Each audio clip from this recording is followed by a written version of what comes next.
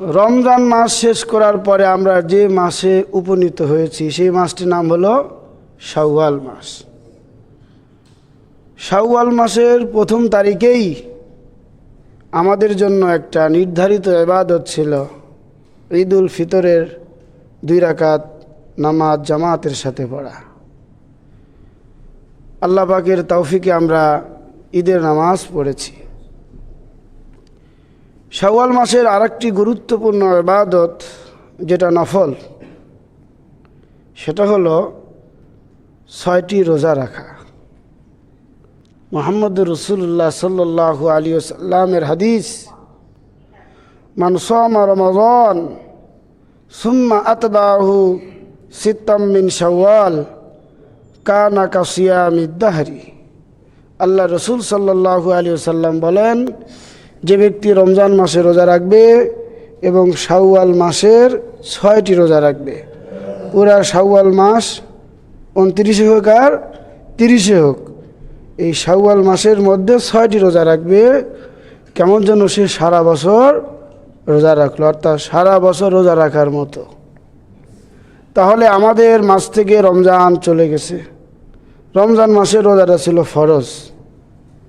এই ফরজ ইবাদত করার পরে আমরা ঈদের মাধ্যমে আমাদের শাওয়াল মাসের সূচনা হয়েছে। এই পুরা শাওয়াল মাসে যদি কোনো ব্যক্তি 6টি রোজা রাখে, রমজানের 1 মাসের রোজা আর শাওয়ালের 6টি রোজা একসাথেও রাখতে পারে, অথবা ভেঙে ভেঙে পুরা মাসে 6টি হলেই চলবে। তাহলে এই ব্যক্তি কেমন যেন সারা বছর রোজা রাখলো। এজন্য আমরা রমজান মাসে রোজা রাখার পাশাপাশি যদি শাওয়াল মাসে একটু কষ্ট করে 6টা রোজা রাখি, তাহলে দেখা যাবে সারা বছর রোজা রাখলে আমরা যেই ফজিলত প্রাপ্ত হব, আল্লাহ পাক সেই মর্যাদা আমাদেরকে দান করবেন। এই যে রমজান মাসে রোজা রাখা পাশাপাশি শাওয়াল মাসের 6টি রোজা রাখা সারা বছর রোজা রাখার মতো, এটার পরিষ্কার বর্ণনা আরেকটা হাদিসের মধ্যে আসছে। আল্লাহ রসুল সাল্লাল্লাহু আলাইহি ওয়াসাল্লাম বলেন, সিয়ামু শাহরি রমাদান বিআশারাতি আশহুরিন ওয়া সিয়ামু 6 আইয়ামিন মিন শাওয়াল বিশাহরাইনি ফাযালিকা সিয়ামু সানাতিন। আল্লাহ রসুল সাল্লাল্লাহু আলাইহি ওয়াসাল্লাম বলেন, রমজান মাসের রোজা রাখা হলো 10 মাস রোজা রাখার সমান,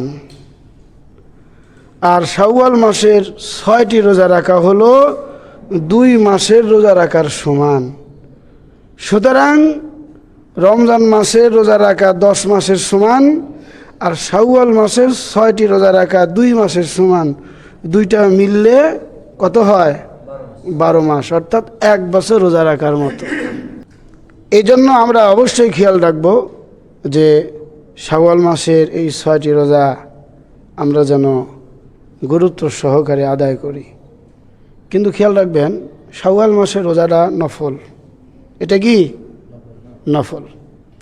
বিশেষ করে শাওয়াল মাসের এই নফল রোজাটা আমাদের মা বোনরা বেশি রাখে। এজন্য একজন পুরুষ হিসাবে আপনাদের প্রত্যেকের কর্তব্য, তারা এই শাওয়ালের 6টি রোজা রাখতে গিয়ে পারিবারিক কোনো চাপে যেন তারা কষ্ট না পায়, তাদেরকে রোজা রাখার সুযোগ করে দেওয়া, এবং বিশেষ করে তারা যেই 6 দিনে রোজা রাখে সাংসারিক কাজের চাপ তাদের উপর কম দেওয়া, এটাও আপনার একটা নৈতিক দায়িত্ব। আপনি যদি নিজে নাও রাখতে পারেন, আপনার স্ত্রী, আপনার মেয়ে, মা যদি রোজা রাখে, তাদের কর্মর মধ্যে বেশি ব্যস্ততায় লিপ্ত তাদেরকে না করা, একটু আরামে একটু শান্তিতে যেন রোজা রাখতে পারে, সেই ব্যবস্থা আমাদের প্রত্যেকের পুরুষের করে দেওয়া উচিত।